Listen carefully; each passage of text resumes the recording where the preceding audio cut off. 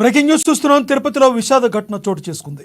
పద్మావతిపురంలోని pass Manovikas కేంద్రంలో 7 మందికి అతిసారం రావడంతో రుయా ఆసుపత్రికి తరలించారు. ఆసుపత్రిలో చికిత్స పొందుతూ 2 మృతి చెందారు. మరికొంతమంది పరిస్థితి విషమంగా ఉన్నట్టు తెలుస్తుంది.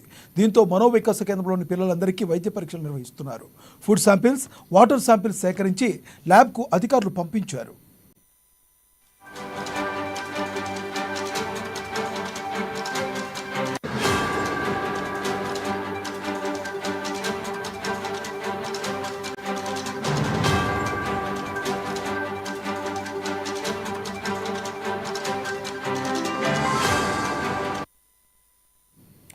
తిరుపతిలో విషాద ఘటన చోటు చేసుకుంది.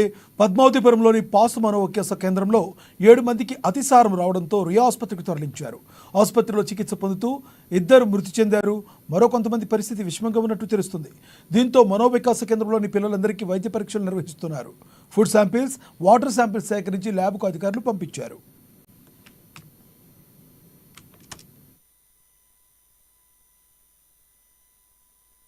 ఎందుకంటే ఎక్కడో ఉన్న ఆయన స్పందించాడు.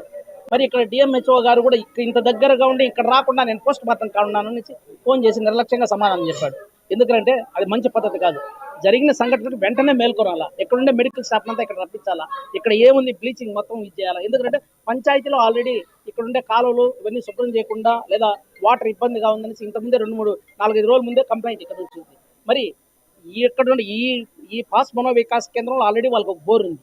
ఇది కాకుండా పంచాయతీ నుంచి వాటర్ తీసుకుంటున్నారు. ఇది కాకుండా తెలుగు వాటర్ అదే తీసుకుంటున్నారు. ఈ 3 వాటర్లో ఎక్కడ ఈ వాటర్లో కలుషితమైందా లేకుండా ఉంటే ఇక్కడ ఏదైనా ఫుడ్ ఆహారంలో, ఎందుకంటే శుక్రవారం రోజు శనివారం రోజు ఏదో బోండాలు తిన్నప్పటి నుంచి బోండాలు ఏదో వేశారంట. అప్పుడు అక్కడి నుంచి తిన్నప్పటి నుంచి కొంతమంది పిల్లలకి అస్వస్థతగా ఉంది అక్కడి నుంచి అని చెప్పుకుంటూ వచ్చారు. మరి అందుకనేసి మేము ఏం చెప్తున్నామంటే, అయ్యా ఒక్కరోజు మీరు ఈ ఫుడ్ కూడా బ్యాన్ చేయండి, ఏదైనా ఉండే బయట నుంచి ఏదైనా ఆహారం తెప్పించండి.